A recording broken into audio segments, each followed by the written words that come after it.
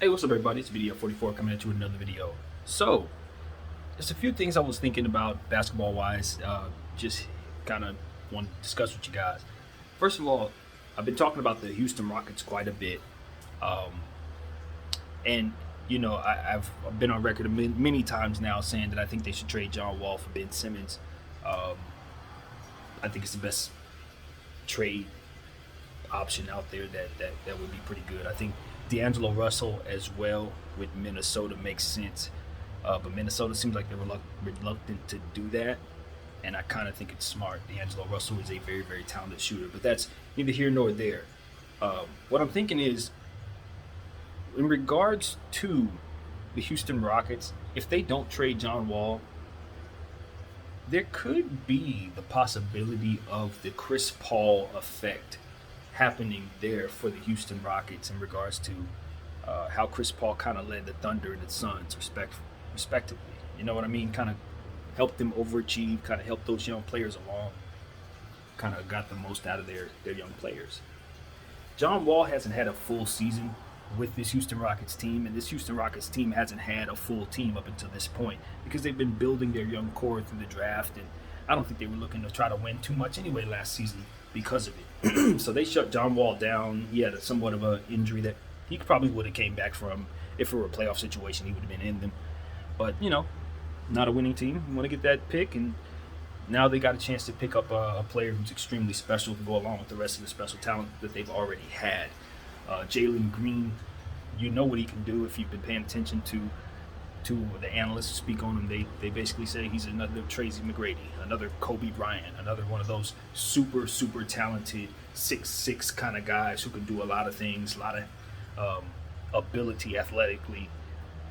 Just another one of those prototypes. So, you understand that, right? And you come into the situation knowing that they just need leadership. At this point, you're not necessarily looking to tally on more lottery picks. They have a full squad. They got the Apron Sanquin kid who's going to come in and take over the Kelly Olynyk role. I think that's superb because he has some of the similar attributes that Kelly has. A super offensive player from what I understand. I haven't seen a whole lot of footage on him myself, so I have to do some homework, but I've heard enough chatter to understand that this is somebody you need to be paying attention to. Alperin Sanguin, I believe is how you say his name. So their core is complete, almost damn near complete.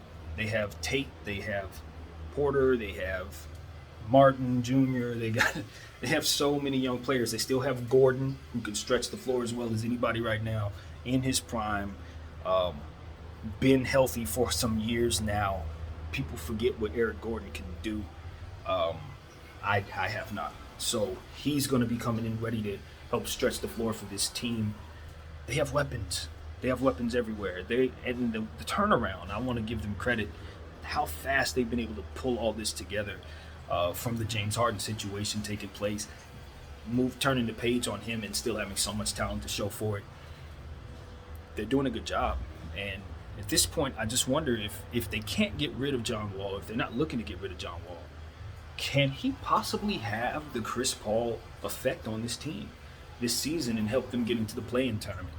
The West is wide open, in my opinion. I do believe it's still very talented. It's a very talented conference. But in theory, there's room for teams who've been on the bottom to step up and kind of slip in, because some teams have kind of fallen off and some teams haven't done enough things to get better in some areas. So why not? When you look at a team as talented and loaded as the Houston Rockets, why can't they come together and make a season out of this thing? I don't believe they're going to make the playoffs, and I've said I think they'll probably be the 11th seed. But I look at it like this. New Orleans tried their very best to try to get Kyle Lowry because they wanted this effect on their team. A young point guard who can help their young core go. Because it works so well with Chris Paul in those two places. Why not look at this situation as them already having that? Why not value their situation that way? Because I do look at John Wall as somebody who makes other people better. That's what he does. He's a passer, pass first.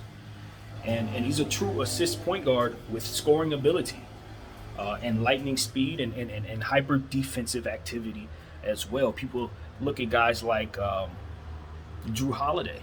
Drew Holiday is an amazing defender. People forget John Wall is just as good defensively, just as good. The only difference is John Wall was more athletic, more athletic. Now John Wall can't shoot in the offensive on the offensive side of the ball. He's more of a passer, of course, and Drew has both the ability to pass and shoot at a super level. So you take Drew first for me over John Wall, especially since the injuries. But make no mistake about it, John Wall defensively is more capable than Drew Holiday in some ways. So for me, it's just about health for a guy like John Wall. This is a guy who's used to carrying teams in Washington, albeit teams that didn't do well. But you know, he's used to a heavy load, and he's on a heavy contract. I don't know that they're looking to get rid of him. I hope they are. Like I said, he should be in Philly. If it were up to me, he'd already be there. But this is not a bad situation in theory, especially if Porter can play the 2 and the 3. I look at Porter as a 1 who does pretty much the same thing that John Wall does, but multi-positional player he is, so it may in theory be something that they can kind of have him on the floor with John Wall and Tate and all these different players, and just have a lineup that they work out somehow that way. But you know, this team, I'm telling you, they're loaded. They're loaded. I don't think many people see them coming. I'm not really sure if their coach is going to pull it all together or not. I have no idea. You know what I mean? But this team's ready, and I know it. I look at other teams around the league in this Western Conference. A team like Memphis is another team. They are with a fantastic young core. They're also in that mix of teams that I think can take a step forward. John Morant, etc. But you know, as I'm saying, Minnesota, you're looking at them. Anthony Edwards, I'm super high on him. They can take a step forward as well. So there are a lot of teams out there with young cores in the Western Conference. It's wide open. I don't know that any of those young cores fit together quite like this Houston team. That's what I'm saying to you.